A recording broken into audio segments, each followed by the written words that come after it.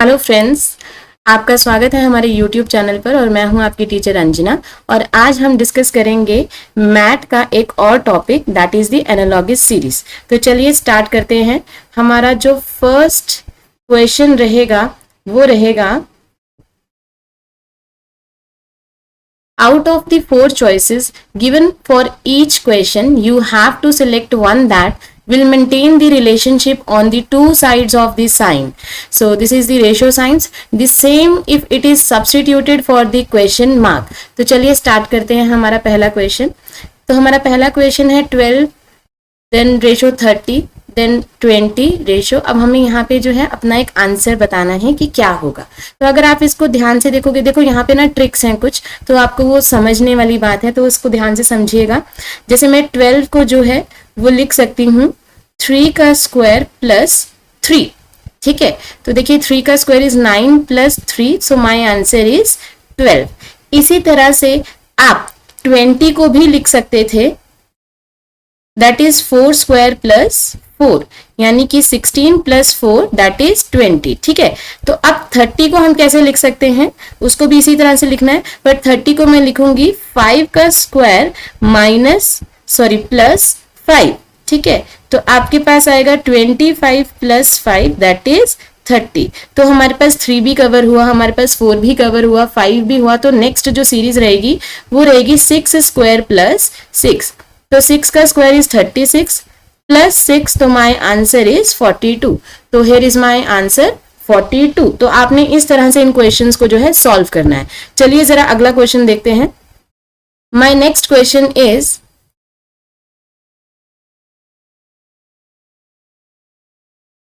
3, 10, 8 and question mark. तो चलिए जरा इसको सॉल्व करते हैं। इसको भी हम इसी तरह से करेंगे। देखिए जरा 3 को मैं लिख सकती हूँ 2 का स्क्वायर माइनस 1, तो यहाँ पे हो जाएगा that is 4 minus 1 which is equal to 3।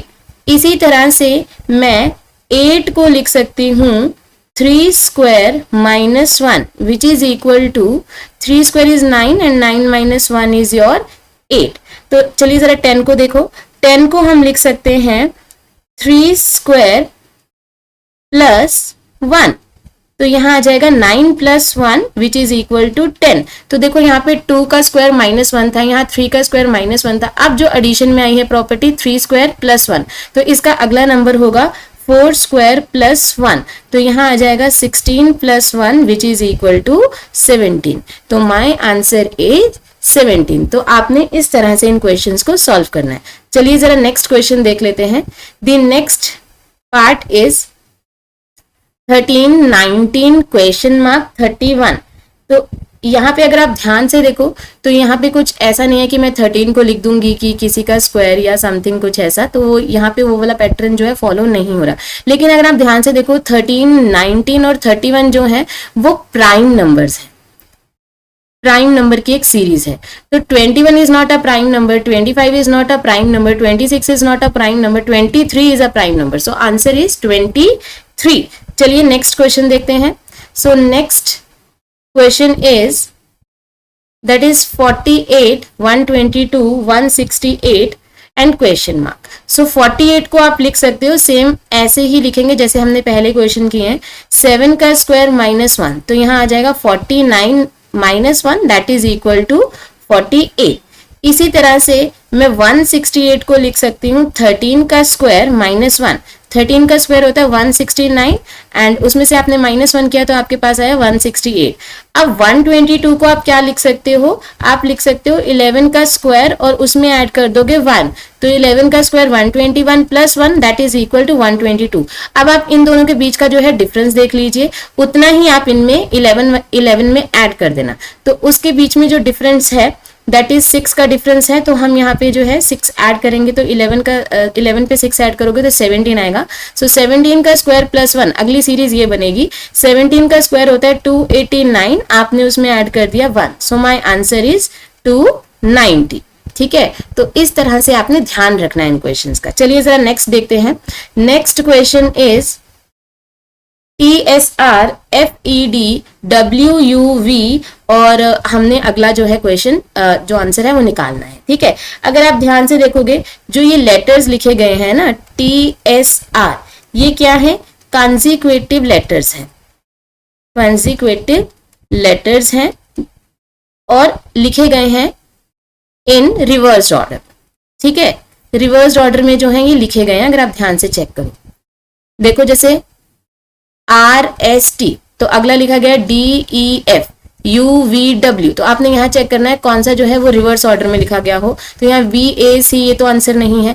KLM, तो KLM जो है वो रिवर्स ऑर्डर में लिखा गया है, तो my answer is second KLM।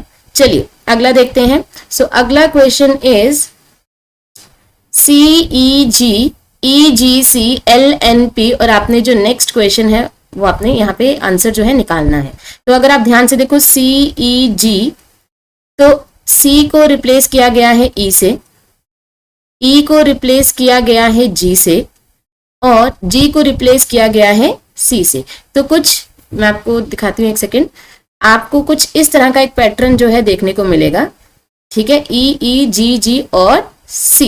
तो इसी तरह से आपने LNP का भी निकालना है। तो आप क्या करो, L को रिप्लेस कर दो उसके अगले नंबर से N से, N को रिप्लेस कर दो उसके अगले number say that is P से, और P को रिप्लेस कर दो L से। ठीक है, तो आपका जो आंसर बनेगा वो बनेगा NPL। तो देखिए कितना इजीली जो है आंसर आ गया। चलिए नेक्स्ट क्वेश्चन देखते हैं। So next question is wine grapes. ठीक है, वाइन जो है ग्रेप से बनती है, तो वोडका जो है वो किससे बनता है, तो वोडका जो है वो पोटैटो से बनता है या वीट से बनता है। ठीक है, अगर यहाँ पे एक और ऑप्शन होता वीट, तो वीट से भी बनता है। ठीक है, चलिए नेक्स्ट क्वेश्चन देखते हैं। The next one is the race, fatigue, fast. तो यहाँ पे क्वेश्चन मार्क है कि क्या आएगा। देखो रेस करते हैं तो हम थक जाते हैं ना, फटीग।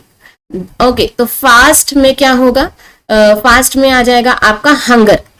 ठीक है, फास्ट में फास्ट फूड नहीं आएगा, फास्ट में आएगा आपका हंगर। ठीक है, सो हंगर इज योर आंसर। चलिए नेक्स्ट क्वेश्चन देखते हैं।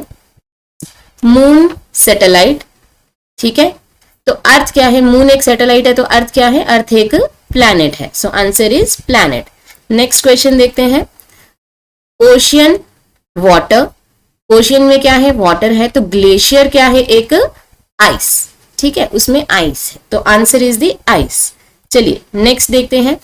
बैंक, रिवर, अगर रिवर है तो बैंक है। कोस्ट, अगर कोस्ट है तो क्या होना चाहिए, सी होना चाहिए, तो आंसर इज सी। ठीक है, चलिए अगला क्वेश्चन देखते हैं। The next one is the jute, cotton, wool, और अगला है क्वेश्चन मार्क, आपने आंसर निकालना है। ठीक है, तो देखो जूट, कॉटन, वूल, और आपके पास जो आंसर दिए गए that is the terylene, silk, rayon और नायलॉन। जो ये टेरेलिन, रियॉन और नायलॉन है, ये सारे के सारे आपके आर्टिफिशियल फाइबर हैं।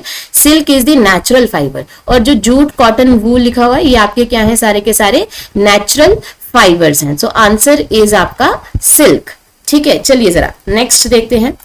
Next question is 6, 18, 4 question mark. यहाँ पे भी एक लॉजिक जो है हम अप्लाई करेंगे। वो क्या लॉजिक है कि जो ये नंबर है ना, ये कैसे आया है, अगर आप फर्स्ट नंबर का स्क्वायर कर दो और उसको डिवाइड कर दो 2 से, तो आपका ये नंबर जो है आ जाएगा। जैसे कि फॉर एग्जांपल 6 का स्क्वायर करोगे, 6 का स्क्वायर करोगे और उसको डिवाइड करोगे 2 से, तो 36/2 आपका आंसर आएगा 18। तो 18 इज द आंसर। इसी तरह से आप क्या करो, 4 का स्क्वायर करो और उसको डिवाइड करो 2 से, तो 16/2 answer is 8। So 8 is the answer. चलिए नेक्स्ट क्वेश्चन देखते हैं। The next question is man walk करता है तो फिश क्या करती होगी। सो कॉमन सेंस से फिश क्या करेगी, स्विम करेगी। ठीक है, चलिए नेक्स्ट क्वेश्चन। सुपरवाइजर जो है वो सुपरवाइज करता है वर्कर को, तो अगला देखते हैं कि क्या बनेगा। तो जूनियर, सीनियर, एल्डर, यंगर, ठीक है, डिबेटर, क्रेडिटर, ऑफिसर, क्लर्क। तो जो ऑफिसर और क्लर्क है ना, तो ऑफिसर जो है वो सुपरवाइज करता है क्लर्क, तो इसका आंसर जो है वो 4th रहेगा। चलिए नेक्स्ट देखते हैं 16th नंबर। सो 16th नंबर है नंबर और एक नंबर लिखा गया है और घोस्ट। तो अगर आप ध्यान से देखो NUMBER, तो यहाँ पे रिप्लेसिंग हुई गई है। N को U से रिप्लेस किया है, U को N से किया गया है, M को B से किया गया है और B को M से किया गया है, और E और R जो है वो एज सच ही लिखे हुए हैं। इसी तरह से हम घोस्ट का बना देते हैं, घोस्ट का बना लेते हैं। ठीक है, तो जरा ध्यान से देखेंगे, देखो n को रिप्लेस किया था ना u से, तो मैं g को रिप्लेस करूंगी उसके अगले नंबर h से, और h को रिप्लेस कर दूंगी, देखो u को रिप्लेस किया था फर्स्ट नंबर से, तो h को रिप्लेस कर दूंगी g के साथ, o को रिप्लेस करूंगी उसके अगले नंबर के साथ, और इसको रिप्लेस करूंगी इसके पिछले नंबर के साथ, और t जो है एज सच आ जाएगा। So my answer is HGSOT। तो here is your answer HGSOT। तो इस तरह के क्वेश्चन भी आते हैं, ठीक है। चलिए next one is the very easy question. Oxygen की प्रेजेंस में क्या होता है, बर्न होती हैं चीजें, ठीक है। अगर ऑक्सीजन है तो बर्न होगा। कार्बन डाइऑक्साइड से क्या होता है, अगर कार्बन डाइऑक्साइड है तो वो फायर एक्सटिंग्विश के काम आता है, ठीक है। तो इसका आंसर जो है वो एक्सटिंग्विश होगा। चलिए next ohm, what, volt.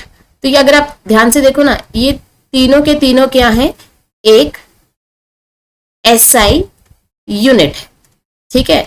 Physics में, इलेक्ट्रिसिटी में ये क्या है, SI यूनिट्स हैं। तो यहाँ पे बाकी, यहाँ पे जो नेक्स्ट आना चाहिए था वो क्या आना चाहिए था, एम्पियर। एम्पियर भी क्या है, एक SI यूनिट है, ठीक है। आर्स नहीं है, आर SI यूनिट नहीं होता, टाइम का SI यूनिट सेकंड होता है, ठीक है। तो यहाँ पे जो इलेक्ट्रिसिटी से रिलेटेड जो है SI यूनिट चल रहे थे, तो ओहम, वोट, वोल्ट, तो यहाँ वोल्ट, यहाँ पे आपके पास आएगा नेक्स्ट एम्पियर। चलो नेक्स्ट देखते हैं 19th number question. So engineer is related to machine.